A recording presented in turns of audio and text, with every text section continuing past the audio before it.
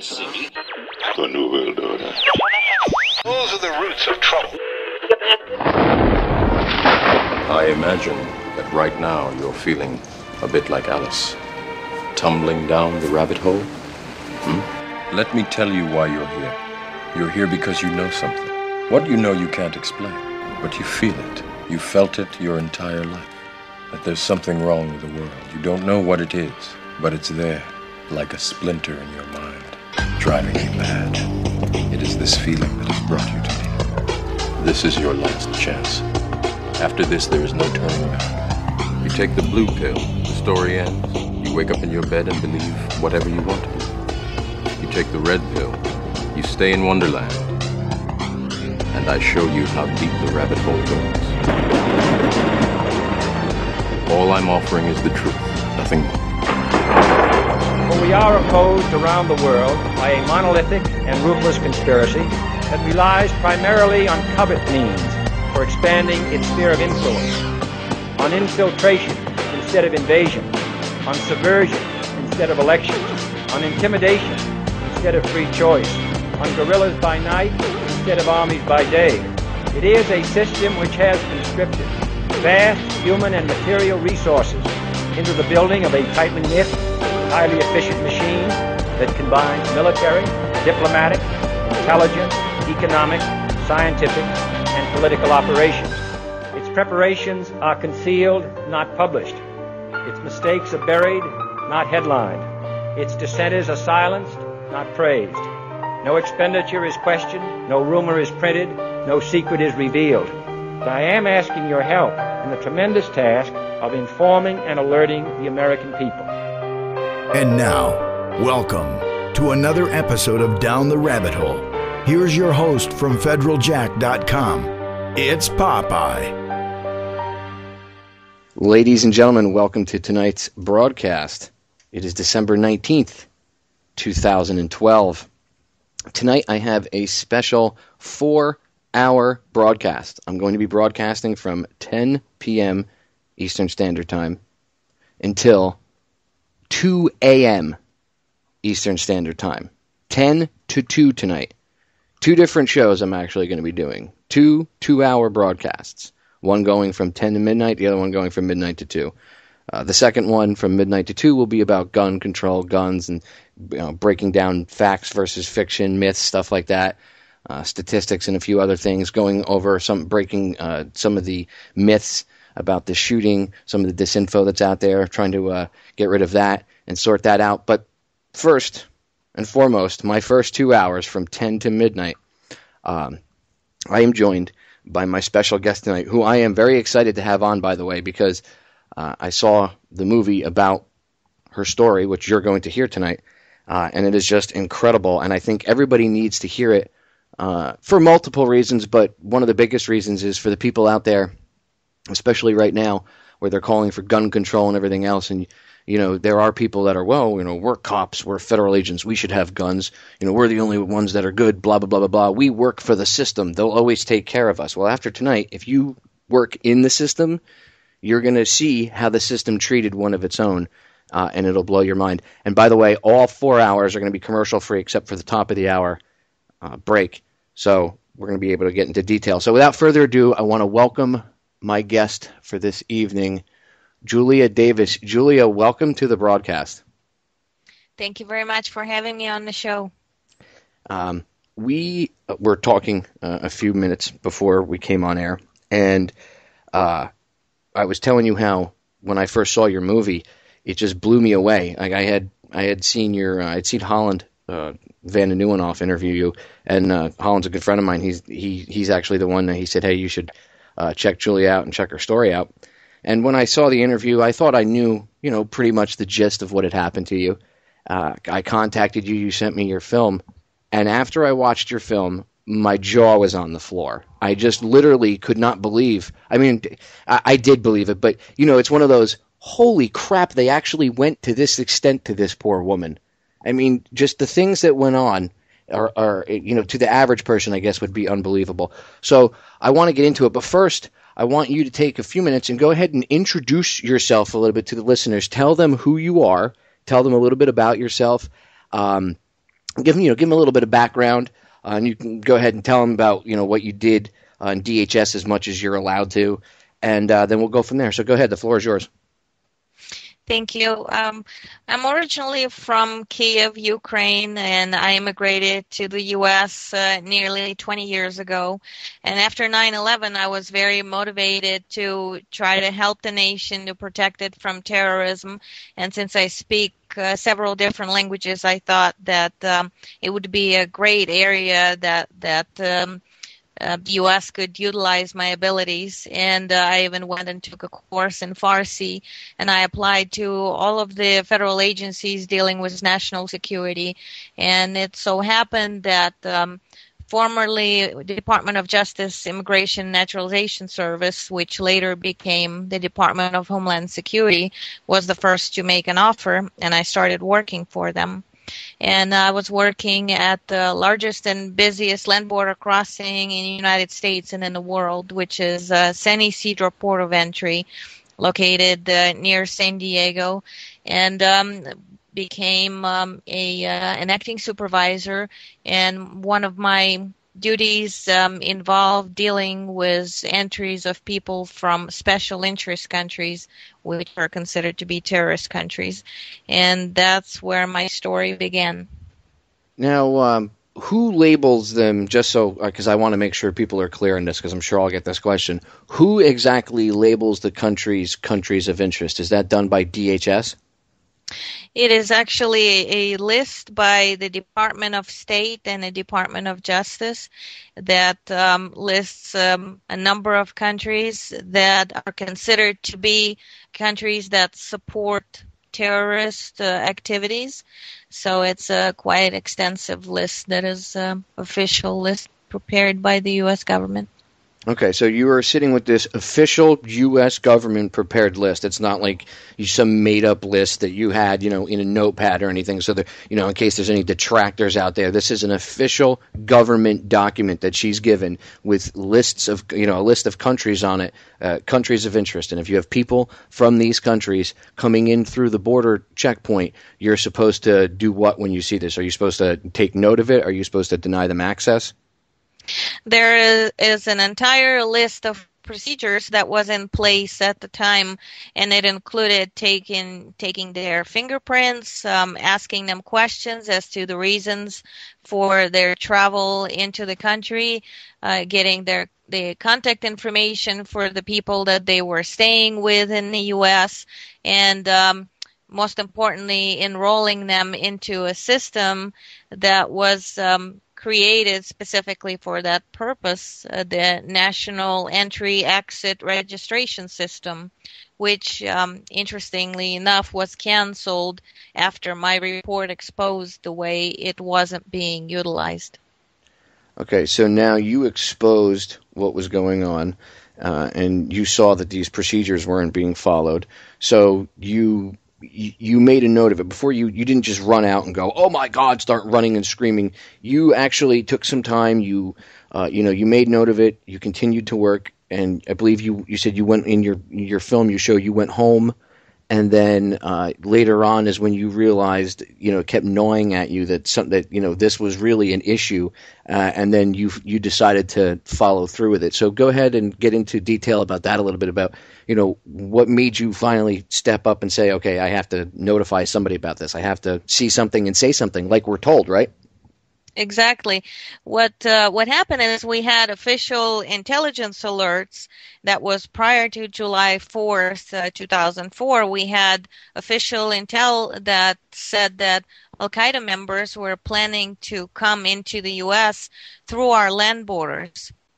And San Ysidro, being the largest and perhaps the most porous land border, was definitely on that list. So we had very specific intelligence alerts that designated 4th of July, Independence Day, as one of the dates when Al-Qaeda members were planning to come into the U.S. through our land borders. And we were told to be especially vigilant on that date. And when I came into work, I was an acting supervisor, and the first thing I had to do was to process the paperwork from the previous shift and input in the Homeland Security databases the information as to people, what countries, the aliens from which countries were admitted, what was their reason for traveling, and all the information surrounding these entries. And when I started to go through the paperwork, I started to see that there were a lot of people from special interest countries, and we would normally get no more than maybe 10 to 15 people from terrorist countries in an entire month. But here we're 23, and it was within a short 10-hour period. So it was exactly the type of thing we were supposed to be on the lookout for, and on this date of special importance. So in my mind, the alarms were immediately going off. And then when I started to see on the paperwork that no one bothered to run any checks, to take their fingerprints, to copy any documents, to copy the pocket trash, which was one of the many procedures, and most importantly, to enroll them into NSEERS, the National Entry Exit Registration System. So the procedures were not followed. They were just flushed into the country with no checks, not even minimum routine checks were done. So I took this paperwork and rushed to the port director, and I asked him if he was already aware that we had so many people from terrorist countries on the very day when we were supposed to be on the lookout for that. And he said he didn't know anything about it, and for me to go ahead and take it to Intel. I went to Intel and nearly fell down when I saw that on this date when we're supposed to be hypervigilant, no one was there. The office was locked, and I guess they were all barbecuing at home for 4th of July. Not a single person on duty on Intel. So I went back to the port director and I said, okay, well, they're not there. What do we do now? And he didn't want me to do anything else about it. And I think the reason for that was probably because he didn't want it to be exposed that none of the checks were done. No one could tell who exactly these people were. Nobody bothered to do any required procedures. So he pretty much wanted it to be kept quiet. Or, in the alternative, some shenanigans may have taken place. And in the past, very high-ranking officials from many of our ports of entry were caught accepting bribes for letting illegals and drugs into the country, including a former port director from the same port where I worked, San Isidro Port of Entry. So that's not outside the realm of possibility. So anyway, the port director didn't want me to do anything else about it. He just told me, put it in the intake box, and the Intel is going to get to it next week when they come back on duty. So even though he told me not to do anything about it, our manual said that if anything suspicious was taking place that could even remotely be related to terrorism, we were supposed to notify Joint Terrorism Task Force with the FBI. And when I got home and I was no longer under port director's orders, I contacted the FBI. They asked me to put it in writing and give them all the information that I had, and I did that. And at that point, I didn't consider myself a whistleblower. I didn't consider myself having done anything that would warrant anything other than maybe someone saying, good job, thanks for paying attention, and then look into it. It never occurred to me that for going outside the agency was this information that Homeland Security considered embarrassing, that it would literally unleash the forces of hell against me, and my life was never the same since that night when I made my report to the FBI. And exactly how long after you made your report to the FBI did your life turn into the living nightmare that it became for a long time following? In the matter of a couple of weeks, I would start coming into work and I would be served with a notice of investigation against me. They started opening one investigation after another, and it later came out in court proceedings that former commissioner of customs, Robert Bonner, was approached by a Los Angeles Times journalist, which to this day I'm not sure who it was, but he was asked about Julia Davis' report to the FBI. So Bonner's first response was to contact people within customs and ask them, is this Julia Davis under investigation for anything? And we have copies of those exchanges. Some of them are actually in the film.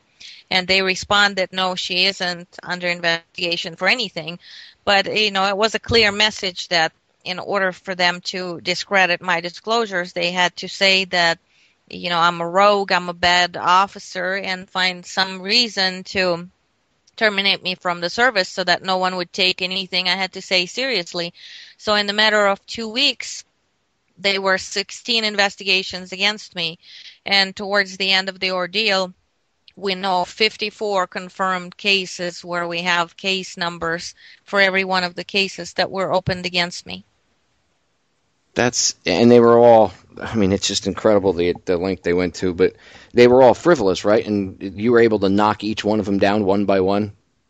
Yes, it was completely ridiculous. They were petty, inconsequential investigations, but normally, and I had only found that out after the fact, but when whistleblower makes a disclosure, it's a pretty standard procedure that they follow that was actually created during Nixon administration. There is a document called the Malik Manual that describes how to get rid of inconvenient employees who say something that exposes corruption or embarrasses the agency. So that's one of the things that they are taught to do, and that is to investigate people for petty, silly things, no matter what it is, just to find the reason to label them a bad apple and get them out of the service. And that's exactly what they were doing. And the examples of what they were investigating was whether a supervisor dropped my bag to the floor and broke my phone, and also whether I visited a movie set where my husband was working when I was on unpaid leave from the agency. So it was absolutely ridiculous nonsense, but they were just looking for any way whatsoever to try to make me look like I was someone that needed to be investigated. And at the same time, my report about the 23 people from special interest countries, I have a copy of the closing report. It was opened and closed on the same day, and it said that no action was necessary, no action or investigation was necessary. But apparently they decided that investigating me was something that warranted top priority. And that's because they labeled you a domestic terrorist, right? Yes, it eventually came to that, and they explained during court proceedings and in their written reports that they considered me a domestic terrorist for what they considered to be anti-government claims in my lawsuit against Homeland Security for discrimination, in which I prevailed against Homeland Security, and the judge actually found their conduct to be illegal. But that was their reasoning. So pretty much anyone who speaks out against government corruption could be labeled a domestic terrorist. There's absolutely no validity behind it. They are doing it only to justify warrantless surveillance and warrantless searches, which in their mind, as soon as they put that label on you, then under the Patriot Act, they're free to do whatever they want. Which they used on you. They used the Patriot Act on you. During the film, you show how they went after you using wiretaps. They tapped your phones, your cell phones. If you have a landline, I'm sure they tapped your landline.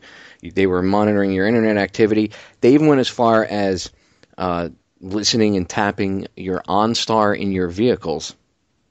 Yes, it was a very curious discovery, because up until that point, I didn't even know that something like this could be done. But in the course of the discovery during court proceedings, we found out that they pay, I believe it's $152 an hour to OnStar, and in exchange they will track people and they can turn on the mic within the car, which is called the passive listening capability, and they can hear everything that is happening within the car as well as track your whereabouts. And if you read the consumer agreement with OnStar, it actually specifies that they are indemnified from any possibility of any person suing them for doing that. The government gives them complete indemnity for turning over this information and not ever telling the person that these tactics are being used against them. And it is absolutely unbelievable, especially that at that time I had canceled my OnStar service for over a year before this was happening. So I was not even an OnStar subscriber, but only because the system is installed in your car, they can do it anyway. That's nice. That's really just disconcerting right there. I mean, I don't know if anybody can fathom that if you have a GM vehicle with OnStar, even if you have it turned off, OnStar will work with the federal government. Think about what Julia just said. They'll work with the federal government, and then they get paid on top of it. So it's not, and they have immunity. So it's this perfect scenario for them. They're getting paid $150 an hour, which I'm sure the federal government probably loves to, probably log at least 6 or 12 hours of tracking time. I'm sure in your case they probably spent way more than that. And they get immunity. So the company doesn't care. They make out on both ends. They can't get sued, and they get a payment. They make a profit from it. And they actually track you. I mean, that's bad enough. But I think the creepier thing is the listening to the conversations in the car. It's like basically you have a hot mic in your car 24/7. Exactly. And also, you know how you may be having a regular conversation with someone and then all of a sudden OnStar comes on. That's because they heard a keyword that it thought sounds like OnStar. Well, the same way, they have constant access to anything that is being said in your vehicle. And when they are asked about it by the consumer, they have a license to lie. They don't ever have to tell you that this was done. As a matter of fact, even in response to a subpoena, they don't have to tell you. The only reason we found out in my case was because the federal government itself had released the documents that referred to these activities being done by OnStar in my case. When we asked OnStar about it, they blatantly lied and said that nothing ever happened. Oh, so OnStar didn't even admit that they had tapped you guys at the government's behest? They didn't even admit to it, and you had the documents from the federal government saying, yeah, OnStar did it? Exactly. And that's when I found out they sent me terms of service and all of these different terms outlined that they don't have to tell you that they're doing it. And on top of that, to add insult to injury, they told me I'm not an active subscriber, so they don't have any duties to me whatsoever. Oh, that's even worse. So because you have a vehicle with this OnStar system in it, they can track you and give the money or give the information to the government in return for money and not be, and no fear of prosecution. And that's not even if you're a member. They can do this. And then if you're not a member and you complain about it, they act like you have no well, I guess you don't, because who's going to prosecute them, right? When if the watchers aren't going to go after these people because they're working with them, then I guess technically you're screwed. Obviously you're not, though, because you did stand up and fight it, and you guys prevailed, which we're going to get into, which that's incredible by itself. Where can people, before I forget, because I want to plug the website and the movie itself a few times. The title of the movie is Top Priority, The Terror Within. And go ahead and tell people where they can purchase a copy of it, because I think you guys just released it right on DVD like about a week ago. Yes, it just came out earlier this month, and it's on www.topprioritymovie.com. And I urge the listeners to go support Julia and buy the movie. Look, we haven't even barely scraped the surface yet tonight, and I promise you that the movie itself won't even, what we cover tonight can't even cover the movie. I'm telling you. I've seen interviews that Julia has done. I've heard them, and then I went and watched the movie. She sent me a copy of it, and I was just floored. I mean, the movie, you have to get the movie. This is one of those movies that if you know someone that's a police officer, if you know someone that's a federal agent in the military, whatever, get them a copy of this. If even if they're just a regular sheriff or police officer, get them a copy of this for Christmas. When they say, "Why are you giving me this?" Just watch it. Just watch it. You know why? Because out of anybody, yes, it shows that we can be spied on by OnStar, and I'm not really surprised by that, ladies and gentlemen. Of course, I know that they can spy on us, but I know that they can spy on the average Joe, right? And I guess some people in law enforcement might say, "Well, that's okay because they're the average Joe. They need to be spied on. They need to be treated this way because they could be potential terrorists if they drink the Kool-Aid," right? Well, this case shows you that even if you're in the system itself and you work for the system, that you can get chewed up by the system as soon as you don't do something the way they want. Now, I want to get a little bit more into the harassment. Not only were you followed, Julia, but at work they messed with you too, right? I guess they started these investigations into you, and this is, you can correct me if I'm wrong, but your old original supervisor stood up for you against the powers that shouldn't be, and they removed him and then put this other woman in, right? Yes, that's exactly what happened. My supervisor, who had been a supervisor for over 20 years, had been in the service for over 30 years. He was all of a sudden removed from his position, and then this woman, who up until that point had done nothing but administrative duties, had never been a supervisor, but was a good friend of the port director. All of a sudden, she was installed to be my new supervisor, and literally day in and day out, she was taking things out of my reports to make it look like my reports were incomplete. She would give me people that were ill with TB and remove the caution sheet from the front, and I actually ended up contracting TB because I had interviewed people without a mask, not knowing that the person was ill. Throwing my bag to the ground so hard. I got to interrupt you for a second. That's a huge thing. She caused you to contract TB, tuberculosis, ladies and gentlemen. Okay? Julia was exposed to a deadly I would say, in this case, it was used like a bioweapon almost, because she knew that this person was sick, and this person, the sick individual, was used as a bioweapon against you, Julia. That's what that was. I mean, this woman should have been charged with at least attempted murder for what she did, or assault. At the very minimum. If I had done this to you, I would have been charged with assault, probably attempted murder, because at the time you were working for DHS. So, and if I was a civilian and I did this to you, I probably would have been charged. Yet your supervisor does it, and she didn't even get a slap on the wrist. I mean, there was nothing. She didn't get in trouble at all, right?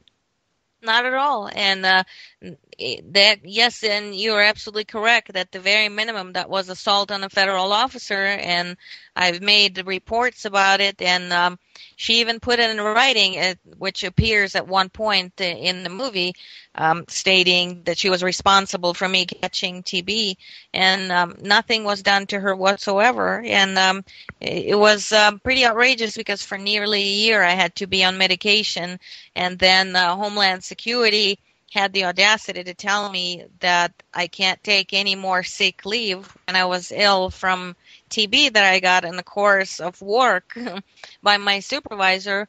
But they told me if I keep taking so much sick leave, they would fire me for that.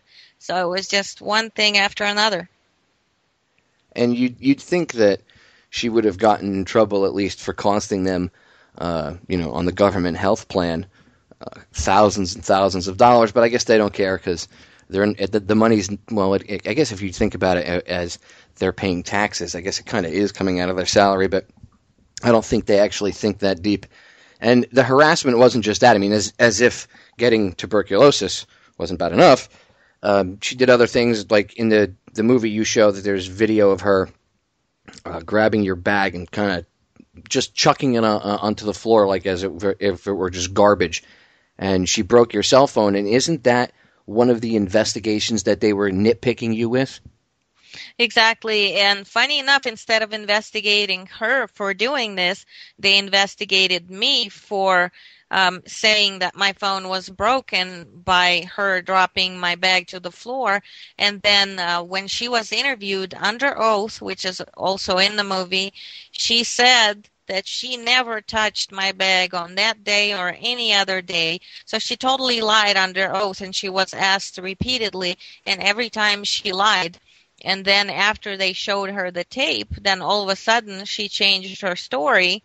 And then she claimed, oh, I just didn't remember it. But right before she said that, she had described that my bag was so unusual looking that she would have never touched it, and never did touch it. And then all of a sudden it became a different story. And in the end, even though she lied under oath, they had completely cleared her and tried to blame me. It was one of those things where, literally down the rabbit hole where they're trying to tell you that black is white. That's exactly what they were doing. It's like living in Bizarro world. And I urge, again, I'm going to plug the movie again. People, you need to get the film. This is one of those films where I could talk about it till I'm blue in the face, and we're going to get into more details. And her name was Susan Boutwell, right? The lady that was your supervisor that harassed you? Yes. She's going to come back up again because she's got the connection to Brittany Murphy, and we'll get into that in a little while. But I want to plug the movie again because I can't say this enough. This is one of those films where, there are certain documentaries I've talked about on air where I could talk about it, and I could say, hey, if you get a chance, go on YouTube, whatever, watch it. This is one of those films you need to get a physical copy of. You need to have in your hands, and you need to watch it. I guarantee you it'll play and watch better than any thriller you've ever seen. Seriously. When I watched the movie, I thought I already knew all about the case, and I didn't know anything. And I got to thank you, Julia, for sending me the movie because it just blew my mind. I was like, holy cow. I mean, like I said, I thought I knew what you guys went through, but I mean, the OnStar thing, I figured they probably tapped you or whatever, but when I realized that they went all out. They went your phones, your internet. I mean, they were all over you. And again, you were working for them. All you did was your job. It's not like you were some rogue agent that ran around and broke the rules like you see in the movies and stuff. You were doing everything by the book as you were taught. And everybody's always told, see something, say something. And here you did. You called the FBI, and then this harassment started. Now, speaking of the harassment, you were targeted by two specific individuals, right? Two men. I don't want to call them gentlemen because they weren't gentlemen. We'll call them individuals because they're not even real men in my eyes. Two individuals named Kaufer, I think, and Deal. Is that correct? That's correct. Herbert Kaufer and Jeffrey Deal. They were the people that were unleashed by the Commissioner Bonner and other heads of the Homeland Security to go after me, and they were given access to, I think, resources that are unprecedented in any whistleblowing case because they had even been given authorization to conduct aerial surveillance with a plane. And then after that, they had conducted surveillance with a helicopter. And then, later they raided the home with a Black Hawk helicopter and a SWAT team. So literally, I think this was the only whistleblower case that this had ever happened where millions were wasted, and these people obviously had clearance from up on high to be doing that. And, one of the, other things, they also involved completely unrelated agencies, like they had the San Diego Police Department conduct an illegal traffic stop to have me delayed in coming into a court hearing, so I would be late to a hearing and Homeland Security would win by default. Those kinds of things that later came out during court proceedings. It's, if anyone had seen the movie Enemy of the State, it was a similar experience to that, with bank accounts getting closed with levies, airplanes and helicopters following us overhead, people following us in cars, and on some days it would be between 4 and 8 agents following us in cars, people following us on foot. They had gotten the hotel manager to give them authorization to come into our room and rummage through it. They had done a warrantless search of my husband's offices at Raleigh Studios. They did a warrantless search of our home. I mean, literally pretty much anything that you could imagine, happening in course of warrantless surveillance. I think it was all done to us. I don't think any stone was left unturned. Which, again, the level of things that they did to you guys, and you made a great point in the movie. Again, this is why you have to see the movie, because there's there's actual video footage, by the way, of them being raided with a Black Hawk helicopter. So if anybody out there says, "Oh, come on, she's doing this to sell movies," really? No, she's not, ladies and gentlemen, because there is video footage of the actual raid on her house that day. Okay, so yes, it did happen. I mean, Black Hawk helicopters, do you know how much money they must have spent? I'm willing to bet, and I know you quoted it in the movie, and I think it was somewhere around like $200,000 or something, right, that they spent on fuel just flying back and forth with the Black Hawks alone? The fuel and equipment, yes. The total must be in the millions for all of the equipment and personnel that was involved. So, yes, I'm sure it was monumental. It's just ridiculous. I mean, how much money in taxpayer dollars were wasted on what? On somebody who, again, was doing her job. She worked for Homeland Security. Ladies and gentlemen, I can't stress this enough. They took one of their own and threw her into the meat grinder. Now, looking into it, one must really look into, and you bring this up at the end of the movie, the fact that the people that they didn't even bother to look into, these people that got in that day, I think it was July 4th, if I remember correctly, the people that got in that day were never even, there's still no... no one knows where they went, what happened to them, who they were. So one has to wonder why they wasted so much time on you, an employee doing her job, instead of trying to figure out who these people were and if they had ties to anything. Almost makes one wonder if they were letting somebody in the country to let something happen in the future. Just throwing that out there. I mean, the level of harassment you went through is unreal. And then these two guys, Coffer and Deal, later on, in the movie you show this too. They're in I guess some sort of a deposition or whatever, and they're sitting there, and they were testifying under oath. And I mean, you could hear their attorney as they're testifying, and whoever, and I don't know who it was that was asking the questions, but the person would ask the question, and it was a valid question. It wasn't like, I mean, I could argue if I wanted to about, oh, that's speculation, or you're screwing around, you're trying to lead the witness, whatever. I could play lawyer if I wanted to.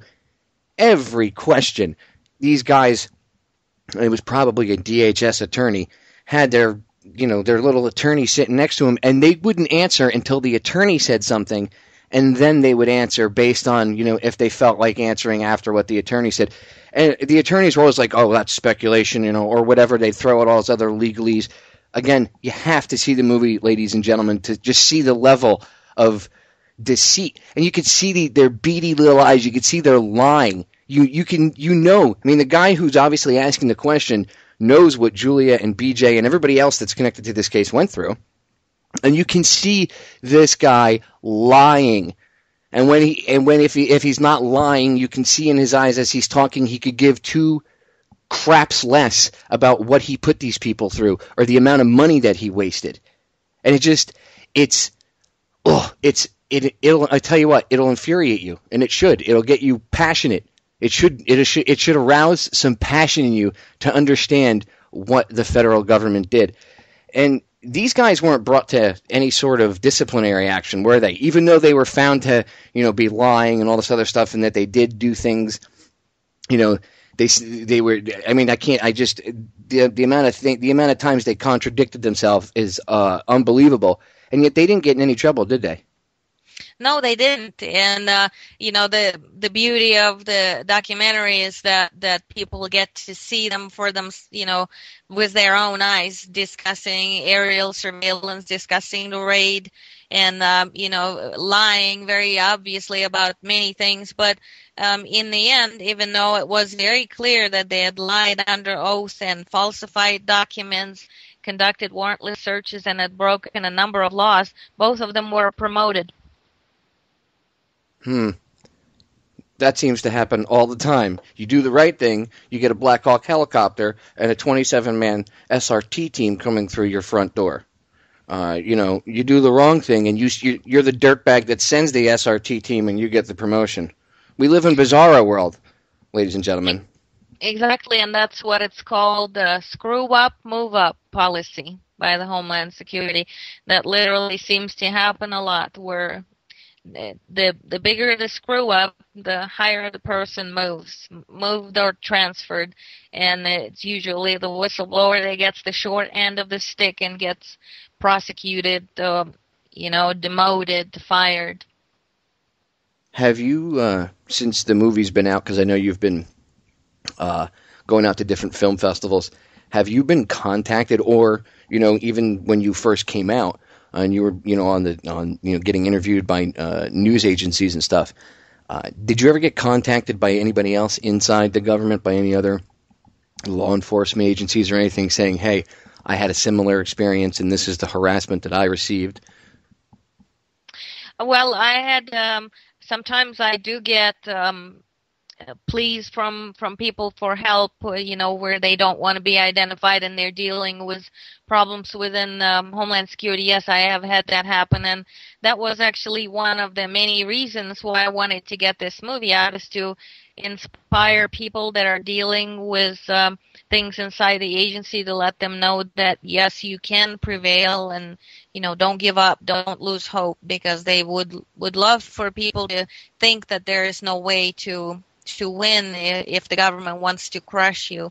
And, I don't want people to be disheartened, because there is so much of that going on, and it's actually escalating now that there's been more prosecutions of whistleblowers than there ever have been in American history. So things are very, getting very bad, and there's no meaningful protection for whistleblowers, and the latest bill doesn't address half the issues that they're facing. Most importantly, whistleblowers still can't get a jury trial. So that is a dangerous situation for anyone who simply speaks the truth and wants to do their job. I agree. And we have this ever-growing police state, and it in your case, it really is an example on many levels, especially, again, to the people that are out there that work, the agents, the officers, whatever. Julia was one of you. She was doing just what all of you think you're doing every day, just doing my job, just following orders. She was just following orders. And yet, she was punished, and not only her, a lot of other people suffered. Some people lost their lives, which we're going to get into, including members of Julia's family. For what? For what? What eventually did anyone gain out of this, right? She still has the same life, except with a few drastic changes to it.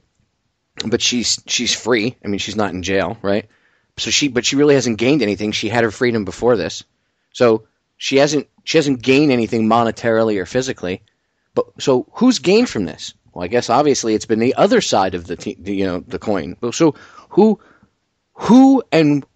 gained? Because obviously these two, Coffer and Deal, they were just puppets. This goes higher.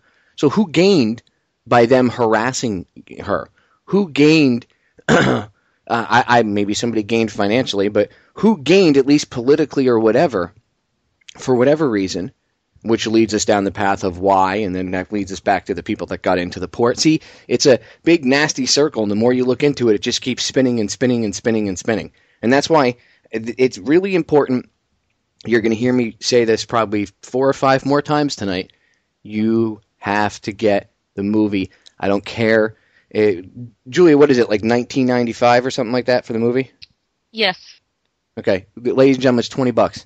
If you're gonna go out and spend $20 on some garbage CD or some garbage Warner Brothers or Paramount or Universal, whatever other garbage, Illuminati company owned or Illuminati owned company, I should say, garbage propaganda that's out there. And I'm not picking on anybody, but I'm just saying, you're gonna buy this stuff that's entertainment when in reality you could just spend the same $20 and support Julia, because look what she's been through.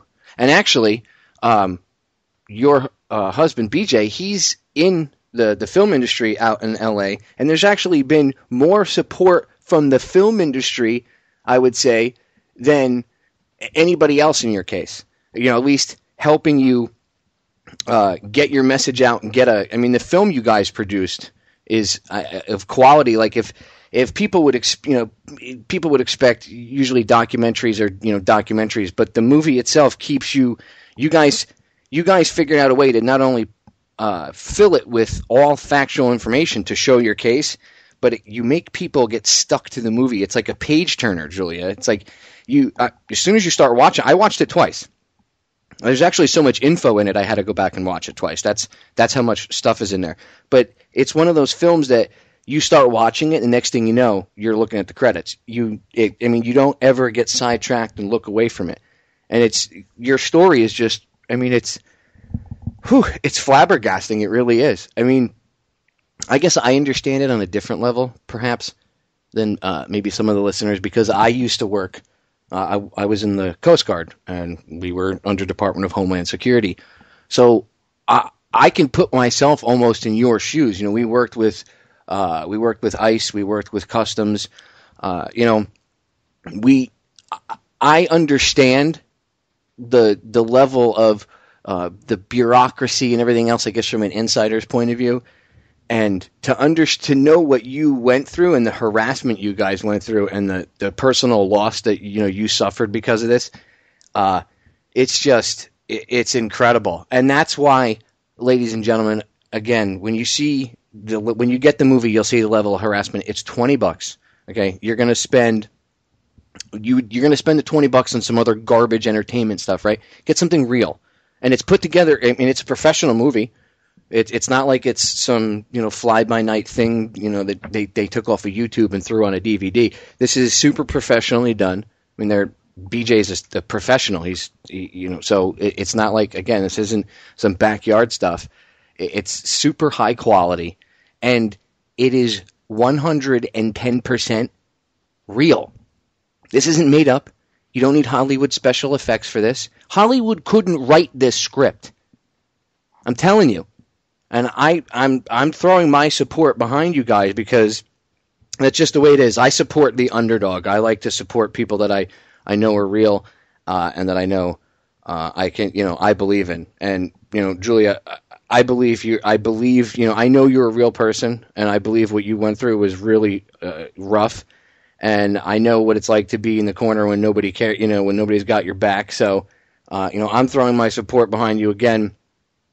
Ladies and gentlemen, I'm gonna, I'll plug the movie all night long if I have to. Give out the website one more time, and is there any other place besides just the website, or is it just easiest to go to the website and pick it up? The easiest is just to do it at the website right now. It's topprioritymovie.com, and thank you so much for your support. I really appreciate it. I'm so glad that you got to see the movie, and we did try to make it as quick and easy to watch, and filled with audio and video evidence and documents where everyone who's watching it can see for themselves what happened and how we know what went on behind the scenes.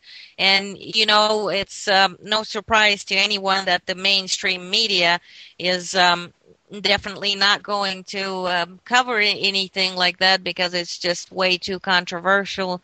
So it's only going to be out there by word of mouth and passionate professionals such as yourself, and I really appreciate your support. Well, I appreciate you sticking your neck out there.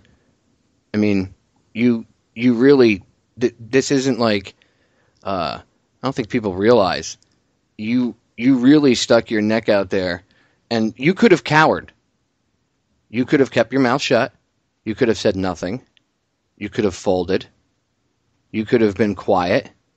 But instead, you had the courage to stand up. And, I mean, that's incredible.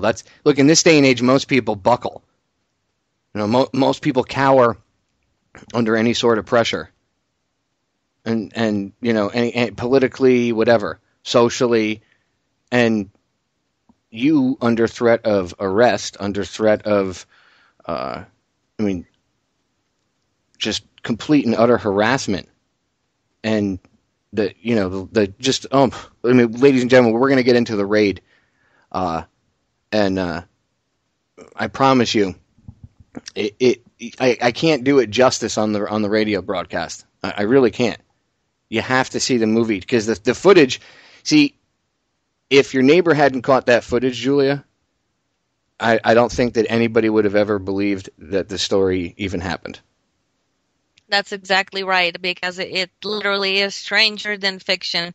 And just as you said, if it was written as a Hollywood movie, everyone would say that it's too far-fetched.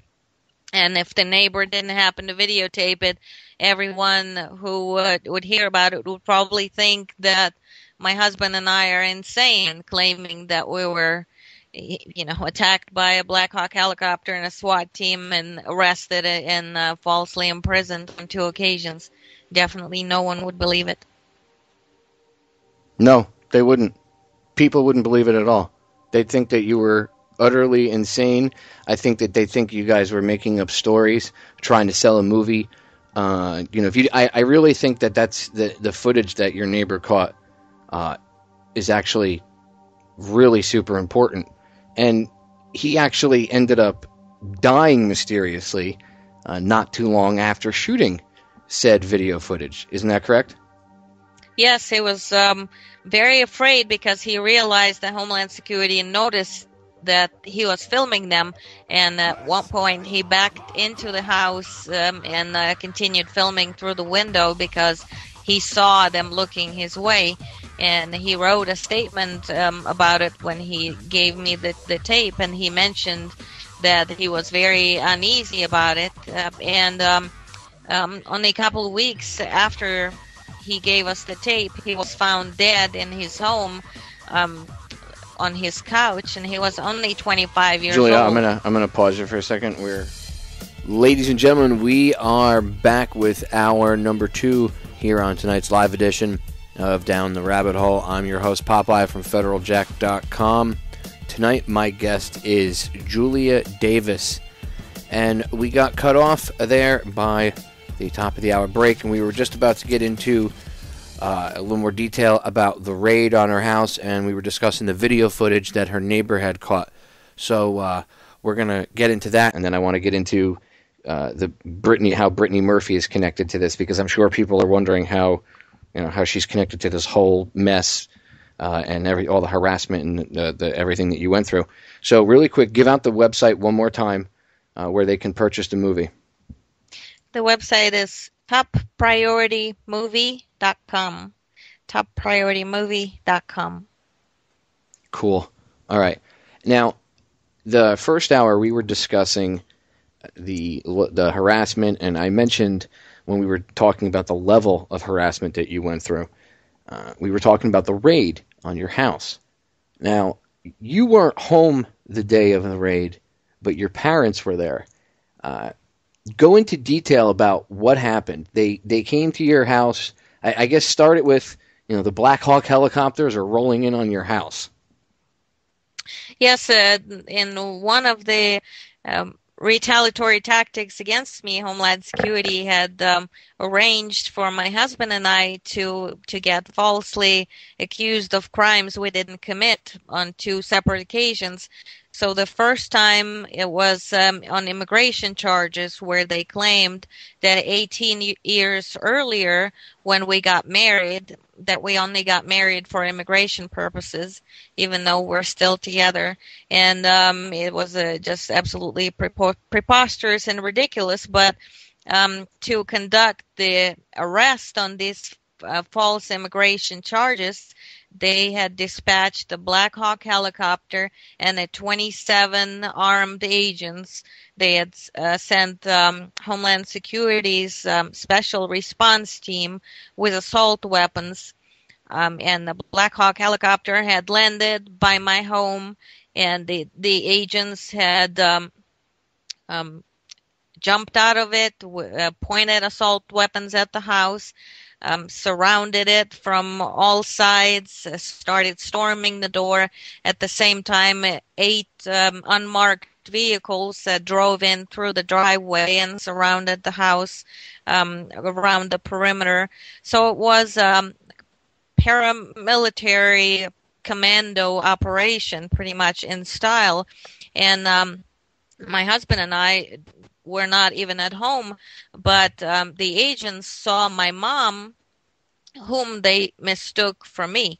So when they saw my mom walk outside the home, they gave command saying, "Target us here, start the raid." So they started storming the house and started trying to break down the bedroom door into my parents' room with a battering ram. And in the meantime, the front door is open, and it's one of the things, if it wasn't so tragic, it would be comical. These people were conducting surveillance of our home for over 2 years, and then they're raiding it, and they couldn't find the front door. They were trying to break down the bedroom door instead. So my dad ran out through the front door to ask them what in the world they were doing, why they were breaking down the bedroom door. And this group of armed agents had attacked him and threw him to the ground so hard that they broke his finger, handcuffed him, and start dragging him down the tall set of steps that we have in front of the house, down the steps, dragging him away from the house. In the meantime, he's clearly unarmed. He's wearing only his boxer shorts, and he keeps asking them, "What is going on? What are you doing here?" And they wouldn't tell him a thing. And then when they dragged him away from the house and he kept asking them what in the world was going on there, they said, "Your daughter, Julia Davis, is a domestic terrorist." And my dad had a heart condition, and we later found out that before they raided the house, in preparation for the raid, they had pulled up my parents' files, because when they were getting ready to have my husband and I arrested on immigration charges, they were also planning to deport my parents as well. So when they pulled up their files, they could see that my dad had a heart condition, and they knew very well that a person with a heart condition being treated in this way, helicopter landing in their yard, being attacked by armed agents, and told that your daughter is a domestic terrorist, that was clearly designed to make him have a heart attack, and he did. And when he was having a heart attack, he kept telling the agents, "I need to take my medication." He needed to take his nitroglycerin because he was having a heart attack. And every time he would tell them that he's having a heart attack, "Please let me take my medication," they would just laugh at him. And they kept him handcuffed. It was the heat of the summer. We're in a high desert. It was about 117 degrees, extremely hot. He's sitting in full sun. And in their reports in preparation for the raid, they wrote to each other these notes saying that it's going to be extreme heat, make sure to hydrate regularly. And while at the same time, when my dad is asking for water and medicine, they're just laughing at him and not letting him to get any water or medicine or even as much as shade. and keeping him handcuffed when they did not even have legal authority to lay one finger on my dad. No reason whatsoever. And my mom was inside of the house. They threw her face down on the floor as well, handcuffed her, and she had weapons pointing at her head where the laser sights were visible on her forehead, and telling her as well that her daughter is a domestic terrorist. And in the meantime, they're ransacking the house, turning it upside down, and they didn't even have a search warrant.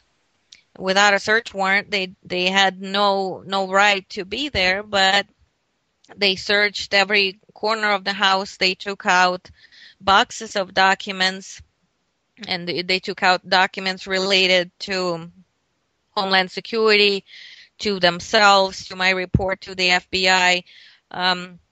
Incidentally, I kept copies of everything, so they didn't succeed in trying to destroy evidence that way.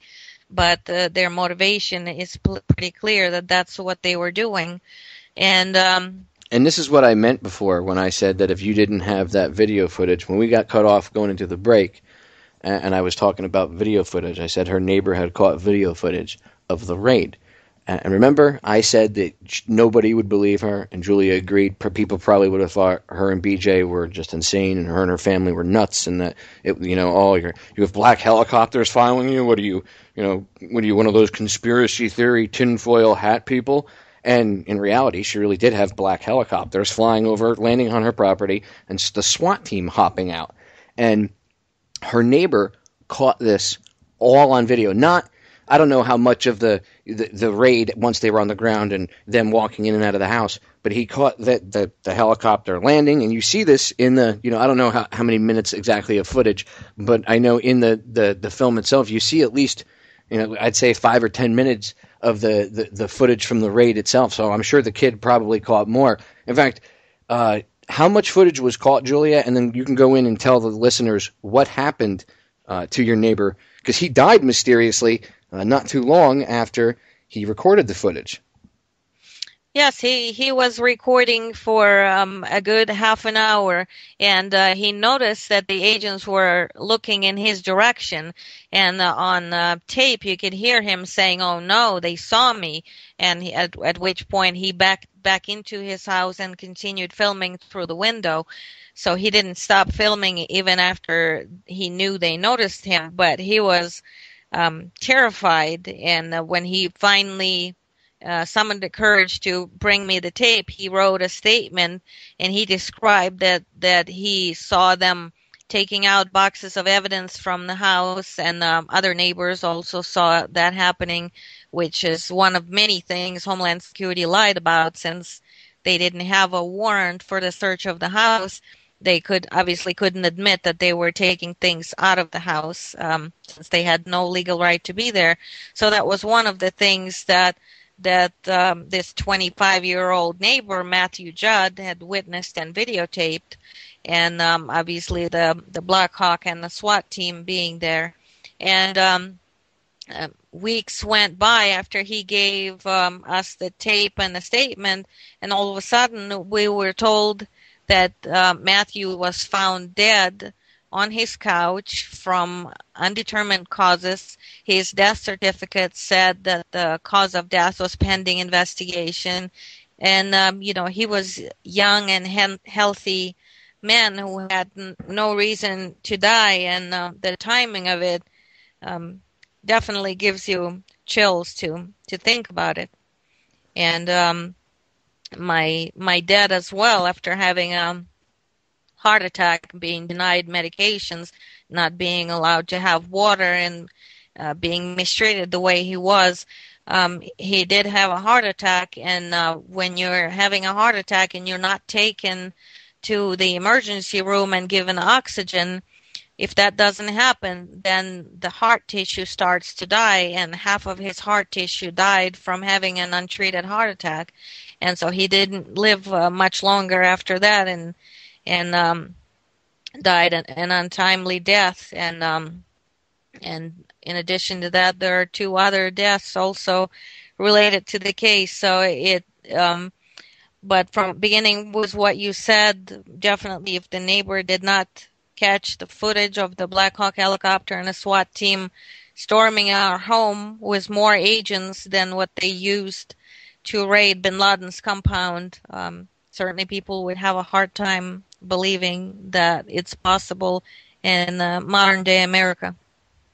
I agree. People would think that you're making it up just to sell a movie, and because BJ's got Hollywood connections, they would probably, try to throw that in there. Oh, you're just trying to sell a screenplay or something like that to to get a major motion picture deal or some garbage like that.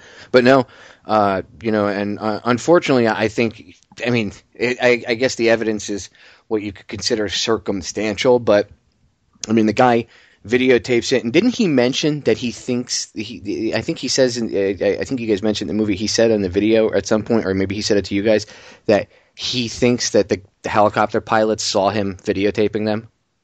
Yes, it's on tape where he says, "Oh no, they saw me," and he also put that in writing in his statement. So he definitely was very much in fear, and so are his parents. We wanted to interview them for the documentary, and they spoke with us, but they were afraid that something would happen to them too. So, and I have to understand that anyone would probably be fearful in that situation, because there's been death and destruction of an enormous magnitude related to this case. So even his parents think that he was killed in relation to the video footage that he collected of the raid on your house that day? They definitely suspect that there was some foul play, and they were worried for their own safety. Yes, they still are worried for their own safety. Well, everybody out there, whatever religion you are, whatever you believe in, whatever, send good vibes their way and pray, or whatever you want to call it, for them. Just send some good energy their way. And Julia's and BJ's and everybody else connected that's still alive, because this is just some horrific, horrific stuff. And Julia, I'm sorry to have to make you go through the stuff with your father, because I know, after a while, I lost my mom, and I know after a while, talking about it, it's a little easier, talking about it, but it's still, it's not an easy thing. So I'm sorry to have to, dredge you through that, but it is kind of an important thing for people to understand the level of harassment and the level of personal suffering that you've gone through. And this is one of the reasons I support you wholeheartedly, because what they did to you, and what they did to your father, and what they did to your family, and what they did to Brittany Murphy and her family, and this young man and his family, and everybody else that they harassed, and who knows whoever else they've ever done this to, they deserve justice. And I'm not saying this to pontificate on air, ladies and gentlemen. I'm real. I don't play games. This isn't an act or anything. This really bothers me. It really does. What they did is criminal, and people need not to be promoted. And these guys probably make, I'm willing to bet, they probably make $200, $215, probably even more $1,000 a year. Okay, so they need to be punished. They don't need to be living in these big houses high up on the hog with all this quote-unquote authority. These people are responsible for people's deaths, and this is criminal, and they need to be held accountable. Let's get into Brittany Murphy and how she's connected to this. And as I said before, ladies and gentlemen, this is where the supervisor, Susan Boutwell, comes back into play.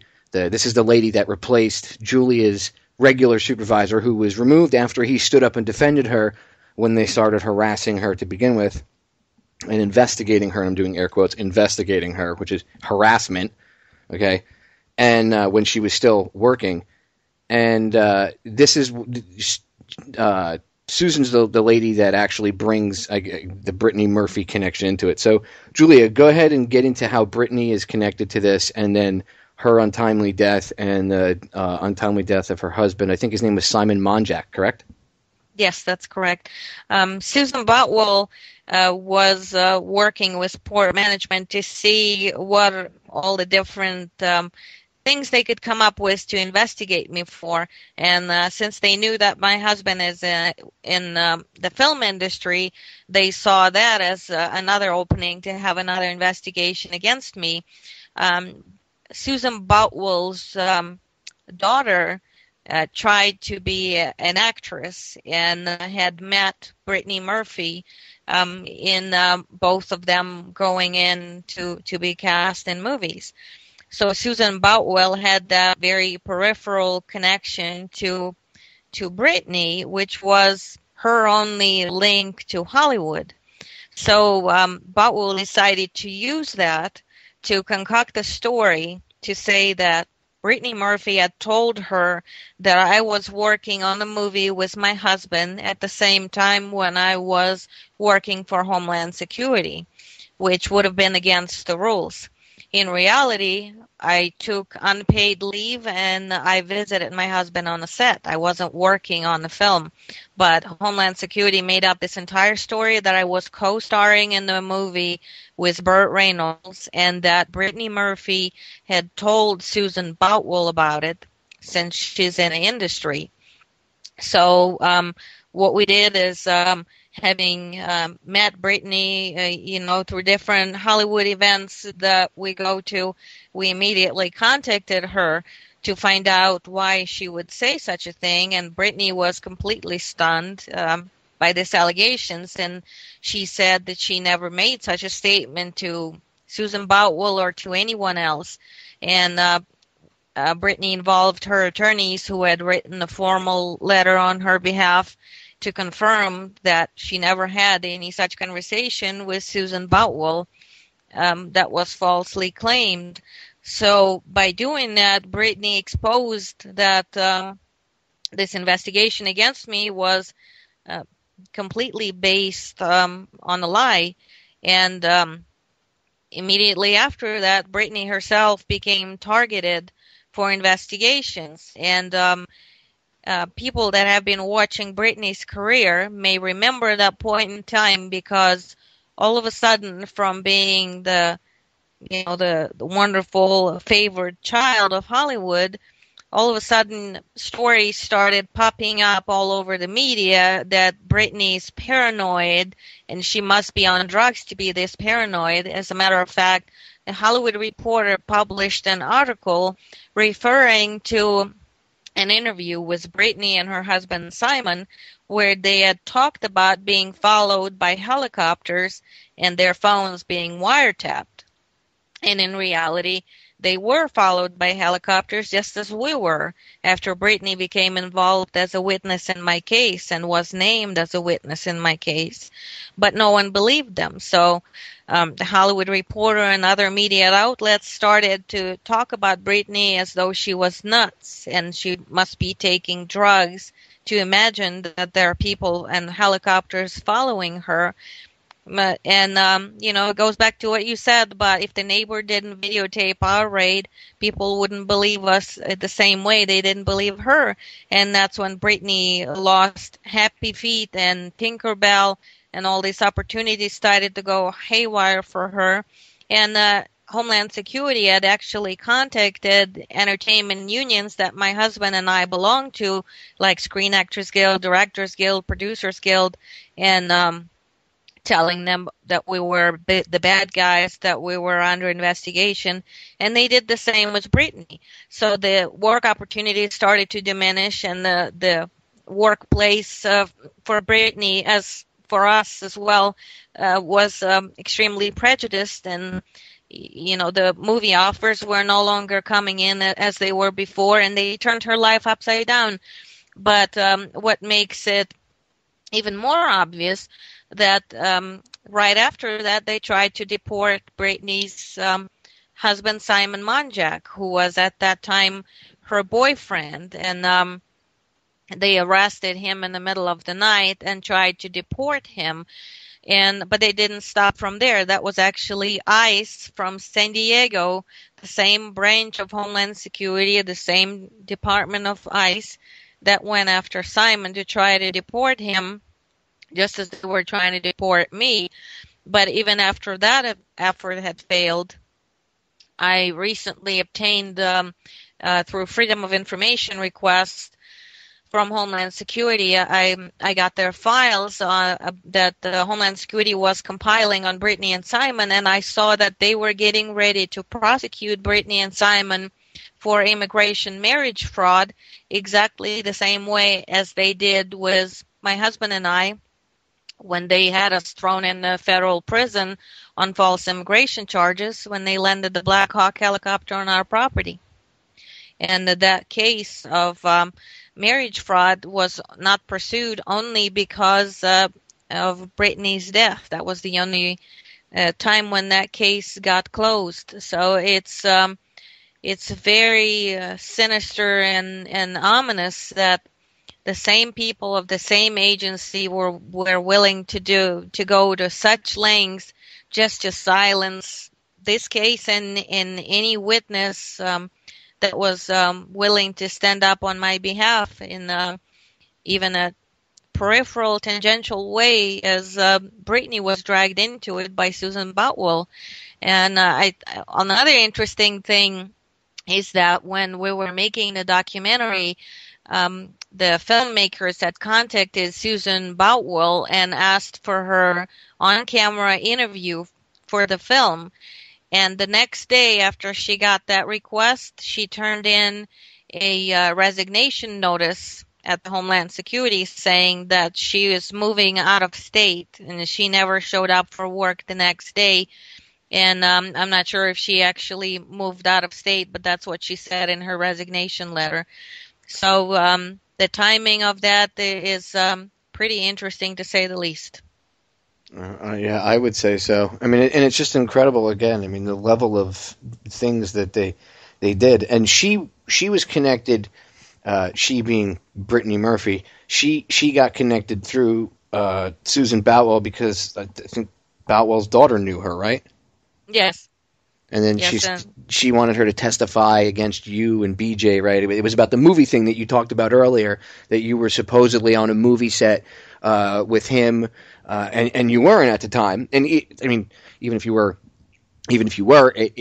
on unpaid leave, then it does not matter what the department, it doesn't. If you're not getting paid and it's your own personal time, it's not really none of their business anyway. But that wasn't the case, and they were trying to frame you up. I mean, it's garbage to begin with. But then they had dragged her into this, and now because they had made it such an issue, now they ended up persecuting her the same way. And then she died mysteriously, and then he dies mysteriously of the same thing in the same house.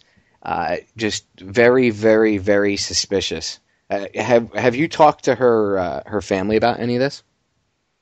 Yes, we are very much involved with Brittany's dad and his ongoing efforts to get her hair and specimens tested because, Brittany's death was very suspicious, and the same goes for Simon.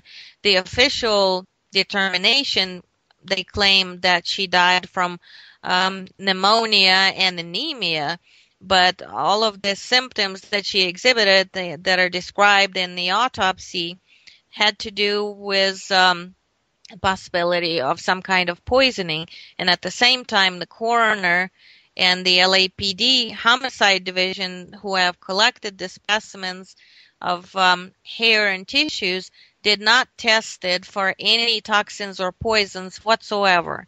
And they said they didn't do that just because they assumed her death to be natural. Now, why would you assume a natural death of someone who is so young and healthy? Because the autopsy describes that she was the perfect muscle tone, a perfect weight for her height. She was not anorexic, as you would hear people claiming. There was nothing wrong with her body, and she, both Brittany and Simon, had very sharp abdominal pains and were throwing up violently and had brown liquid coming out of their mouth. It screams of some kind of poisoning, and yet nothing was tested. So we are very much involved with Britney's dad, A.J. Bertolotti, because he is now he has the same attorney, George Brownstein, who was involved in the autopsy for Sly Stallone's son. He just signed on the case to get the samples of Britney's hair and tissues from the LAPD and from the Office of the Coroner to have them independently tested in the lab to finally find out what really killed Britney. And then, after that, Simon as well, because it definitely does not seem like, anything natural about two young people dying in the same room, and allegedly both of them from an anemia and pneumonia. And it also bears mentioning that Simon and Britney were vaccinated against pneumonia because both of them had frequently traveled abroad, and Britney working on films in foreign countries. That was one of the prerequisites for the insurance purposes. So nothing adds up in the story, and there's nothing natural about their death. And I'm hoping that the near time in the future we will be able to find out for ourselves.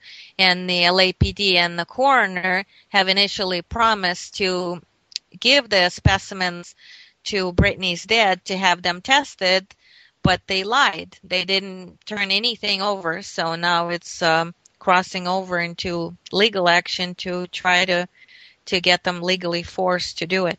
Has the attorney filed any sort of paperwork yet? Because if he hasn't, and I'm not trying to, jinx anything, but just knowing what I know about the LAPD, especially how they've handled prior deaths and things like this, they have a tendency to lose evidence.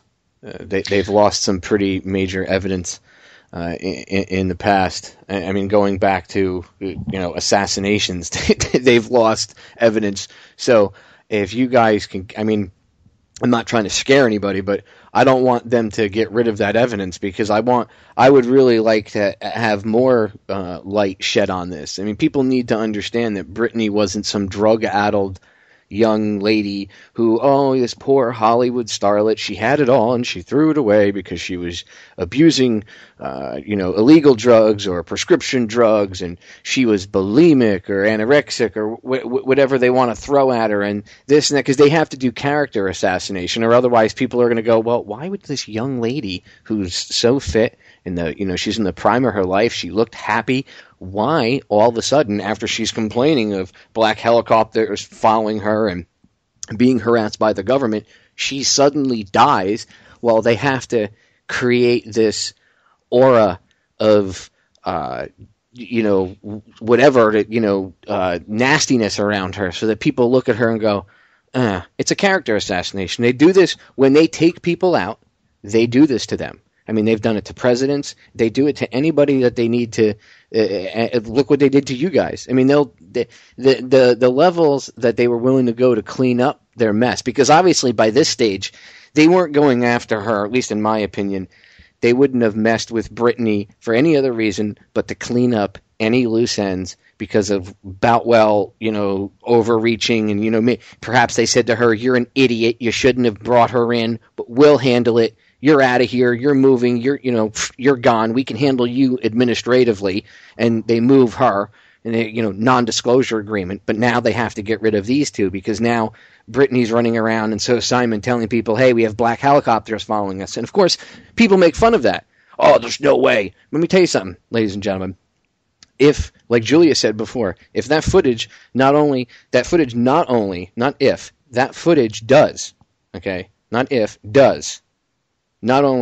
verify everything Julia has said that she went through, but if you think about it, if they were landing Black Hawk helicopters on her lawn, and she said that they are wiretapping her, right? Why is it impossible to believe that someone else connected to this case that wouldn't play ball? They were dragged into this and then wouldn't play ball. Why is it such a stretch to believe that they would harass her and go to the level of perhaps taking her and her husband out? And I know some people may think, well, that's Popeye, come on, that's crazy, dude. What are you, nuts? No, I'm not crazy. Okay, I am not nuts. And neither is Julia, neither is BJ, or anybody else that's involved in this case that's been harassed. Maybe perhaps the people that have been doing the harassing, I would characterize them as psychopaths, because that's the only type of person that would do the types of things that were done. I mean, just what they did to Julia's family, what they did to Brittany, and obviously her family, destroy her husband, and I'm sure that affected. I'm sure her father and her mother and anybody else. I'm sure they're hurt by it. How can we help her father clear her name? Is there any way that listeners can get involved? And obviously she was famous, but the character assassination that takes care of that. They just say she was some druggy, anorexic, movie star that couldn't handle her crap and she died. And so how can, grassroots, everyday people help out her father to, make sure that evidence isn't destroyed? Is there any way you guys have anything that people can email him or get involved in any way? Well, through our main website, they could do that, and, just trying to get the word out there that, Brittany wasn't some drugged out psycho as they would want to portray her to be, and many people ended up believing that. But, it's actually very logical that they would try to destroy Brittany's credibility the way they did, because in my case, their main objective was to keep this case from becoming known to the general public, from becoming public, and they control the mainstream media very well. But can you imagine if a star like Brittany Murphy ended up coming and testifying in my case, as she was as a witness, set to do just that? How much media attention that would bring to the case, which is exactly the opposite of what they wanted. And so it makes perfect sense that they would want to destroy her credibility and get her out of the way completely. And that's what they were doing. And as far as the case, you're right on track there with all of the whitewashing and hiding that is going on in that case, because before AJ, Brittany's father, had retained this attorney, he did have another attorney on the case, and I'm sure you will find it very interesting, to say the least, that right before the hearing in this case, where we would find out whether the specimens would be ordered to be turned over, this attorney, Chance Gordon, had his offices raided. All of the files were taken by the newly created agency under the guise of they had accused him of doing something wrong and representing distressed homeowners in mortgage-related cases. But I find the timing again to be very interesting, where his office would get raided and the documents would get taken, and as a result, he wasn't at the hearing where all of that was to be determined, and the case got thrown out. So now everything is having to be redone anew, which adds more time for them to lose the evidence potentially. So what you're saying is exactly on track with what's been going on. There's been a lot of cover-up taking place, and the most important thing anyone can do to help is to circumvent the blackout by the mainstream media, and the blocking of the Google results, even for anything related to the film, and that is just to get the word out and take it upon yourself to go and find out more about it, and tell your friends, and don't let it be buried by the mainstream media, which is what the government would like to happen. I agree. Julia, we have a little less than 20 minutes left, and I want to kind of go over a few other things. And what I want to do is, the last few minutes, I'll have you repeat for the listeners, just because of the little technical snafu in the beginning of the first hour, really quick, what you uncovered, and that it led, because they heard that you reported it, but I want to make sure they got a chance to hear exactly what you uncovered. So I'll have you just repeat that, if you don't mind, really quick for like the last few minutes. But there's something else I wanted to expose too, and this is in the movie, so it's not it's not out there. But I want the listeners to understand. I mean, not only did they go to the extent of landing Black Hawk helicopters. I mean, the wiretapping, the email watching, whatever else, phones, OnStar, right? Which, that's surprising, the OnStar. That's creepy that they were just driving around with their car was a hot mic. They were like inside of a studio pretty much with a hot mic. That's just creepy. And it creeps me out that I actually disconnect when I'm not on air all my microphones and stuff, because I don't like, I don't even like having my cell phone. Just because who knows, they probably have it on and they listen. But there's another level that they went to. Now your husband was this would like separately connected with like a separate issue that's not connected to this. He was a witness or something, I believe, right, in a different case or something, and they pretty much, the federal government threw him under the bus, and I guess sent the mob after him or whatever, and the mob started to actually threaten him, and they attacked him, right? Well, or his vehicle, they broke the windows out and stuff. Yes, what happened was we got attacked from both sides of the badge.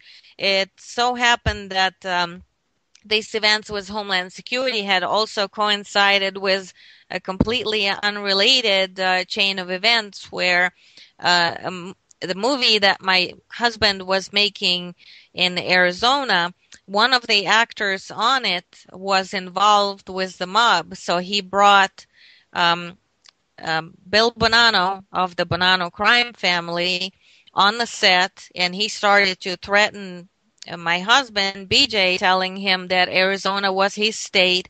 He wanted 50% of the company and 50% of the movie. He also wanted to play the part of the Godfather. He had placed all these demands on the movie.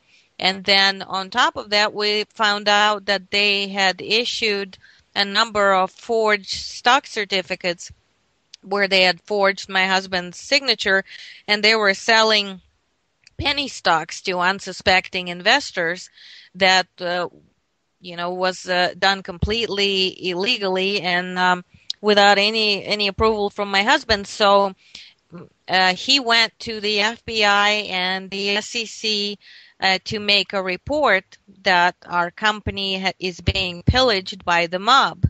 So the FBI was very interested to find that out, especially since it involved Bill Bonanno, who had previously served federal time for mob-related crimes. So they made my husband an informant against the mob, and they were wiretapping his meetings with the mobsters and listening in to these threats and extortion that was going on. And when Homeland Security decided to attack me, when they ran all these different checks on my husband and I in their law enforcement databases, they had come across this information that my husband was an informant in the case against the mob. So what they did is Agents Coffer and Deal traveled to Vegas to meet with these mobsters. And in their notes, which we got in litigation, they had actually referred to them as members of the Bonanno crime family. So they knew very well what they were doing. And what they did is they told the mobsters that my husband and I were informing on them. So that way, I guess they thought the mob would do the dirty work of the Homeland Security to get us out of the way. And the mobsters had tried to blow up our car. They put an explosive device behind the back wheel of our Escalade, and it blew up when we were driving on the freeway. And I think it was meant to blow up the gas tank, but it fired in another direction, so it just blew off the step of the car and one of the tires, and didn't harm us. And then another time they had thrown an enormous rock through the window of the same Escalade. Our other car, they had shot through the window of the Mercedes. So, and they had also called a number of times in recorded messages, had threatened us that we would not walk away from this alive. So it was just literally is what you said, is stranger than fiction. The way these forces have collided and combined with each other, and the way Homeland Security went and told the mobsters that my husband was an informant against them. There again, the government's fine work. It's really incredible. That in itself is an offense that is punishable by some serious prison time. And did his FBI handlers, your husband's, did they get pissed off that Homeland Security did that, or did they just kind of like turn the other cheek and look the other way? They looked the other way. They had actually the last meeting that my husband had with the mobsters, where he was wearing a wire, and the FBI was supposed to be there to monitor the whole exchange since our lives are being threatened. They just didn't show up. And they stopped responding to his phone calls after Homeland Security had told them, hey, they're the bad guys, don't deal with them, we'll take care of them. And so they just abandoned us completely and left us to the devices of the mob and Homeland Security combined.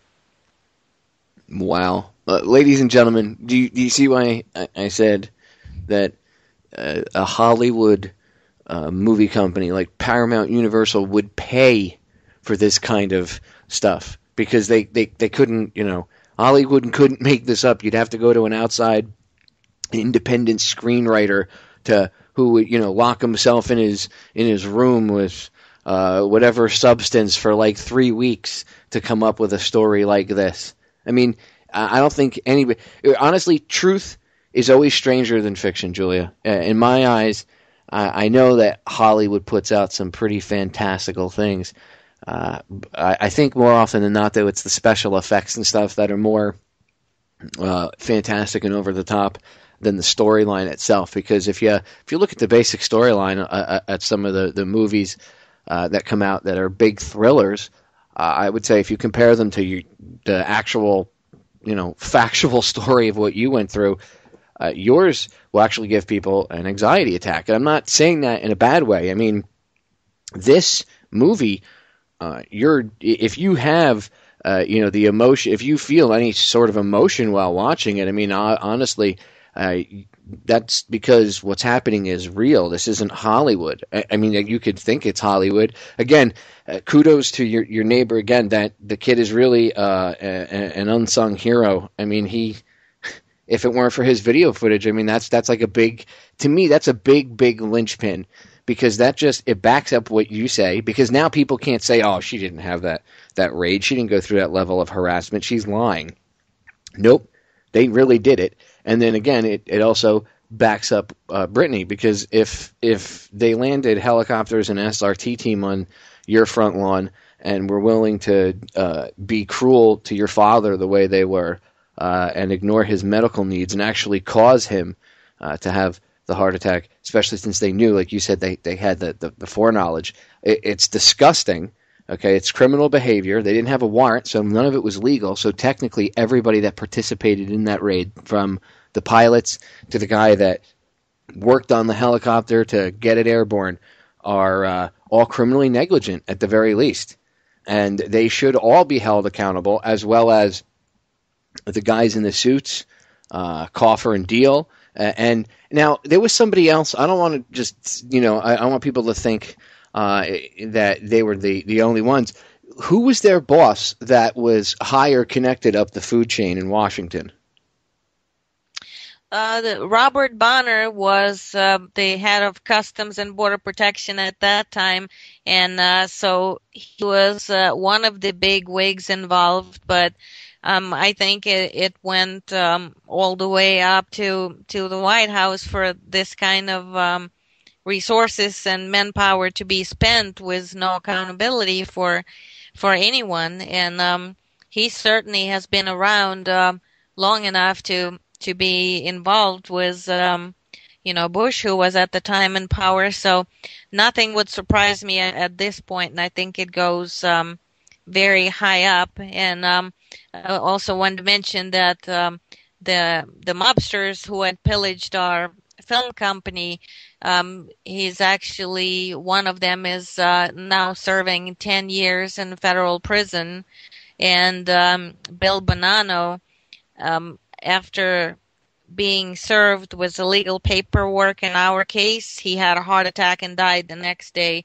So these events in these movies, it's like a mixture of enemy of the state with Get Shorty, because it is absolutely bizarre.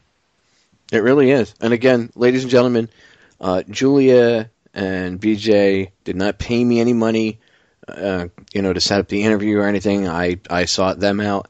My support and any support I give them is not paid for by them. You all know how I am. If I support somebody, it's because I support them, and I give them my support free. I don't, charge money, or, I'm not like that. That's not how I roll.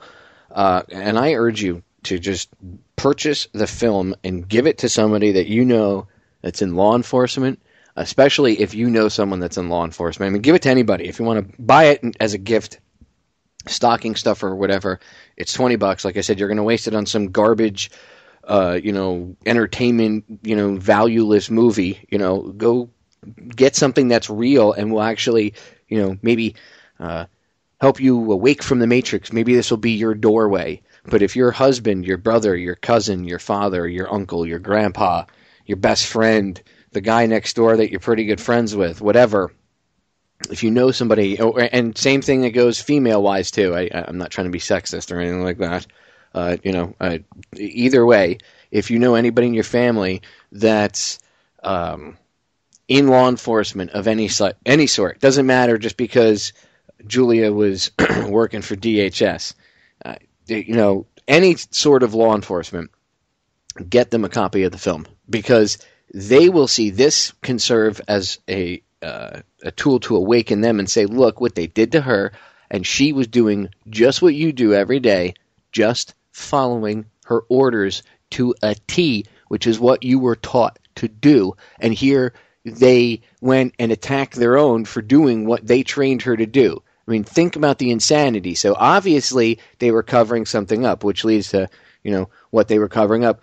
We only have a few minutes here left, Julia, and really quick, because I know in the beginning we got cut off for a few seconds there. So all of this started, just in case anybody didn't hear it, all of this started because Julia was working for the Border Patrol. And you were working at the busiest port of entry going from U.S. to Mexico, correct? Yes, the largest and busiest land border crossing in the United States. And my report exposed that there were glaring holes in our national security.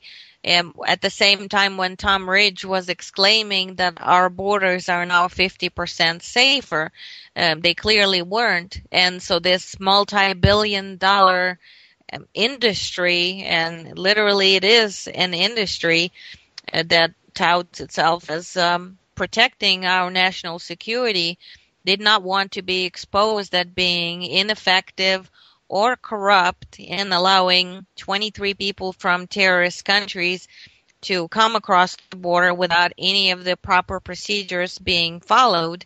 So there's clearly something very wrong with the picture, and the magnitude of their reaction to false imprisonments, to malicious prosecutions, illegal traffic stops, warrantless surveillance. All of this happened for a reason. So we can only assume that the reason for the cover-up was as large as the reaction to my innocent report to the FBI Joint Terrorism Task Force. Well put. I couldn't have said it better myself. So that leads us to, people. We need to look further into why. I mean, this shouldn't be the end of this whole. Once you watch the movie, and I don't mean just the interview, but once you watch the movie, ladies and gentlemen, this should be your doorway into trying to figure out why they would do it. Julia, we only got about 2 minutes left. Really quick, have you received any sort of flack or threats or anything since the film came out? Have you received, what's the feedback? Positive, negative?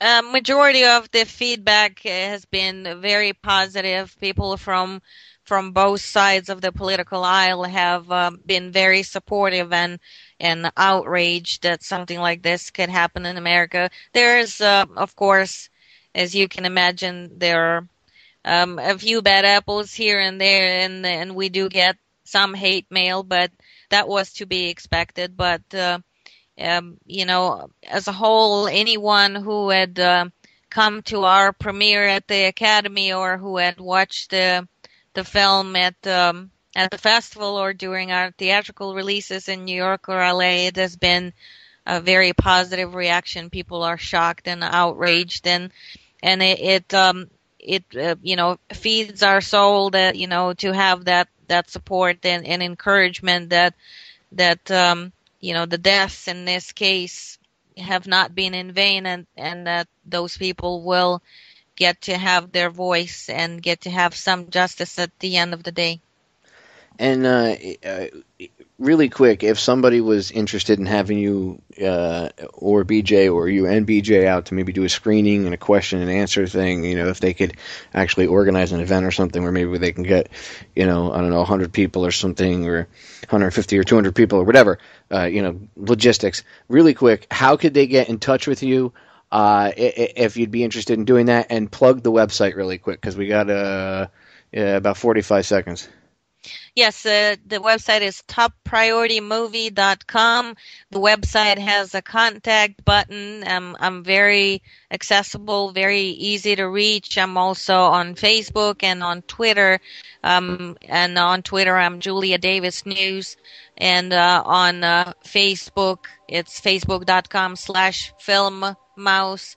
So I'm definitely very accessible and very happy to participate with any fellow patriots. So please visit topprioritymovie.com, and we look forward to hearing from anyone. Julia, just an amazing story. Ladies and gentlemen, I urge you, again, support her, purchase the film. It's not, she's not making bazillions of dollars off this. This is about getting out the truth of what happened to her.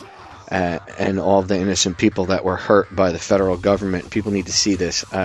Without a doubt, they need to pay attention. Other hosts, I know you guys listen, contact her, have her on.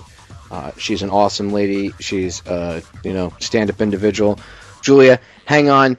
Don't go anywhere. I'll say goodbye off air. Ladies and gentlemen, we'll be back in a few minutes. Top of the hour break coming up. Hour number 3. Don't go anywhere. Remember, I'm going strong till 2 a.m.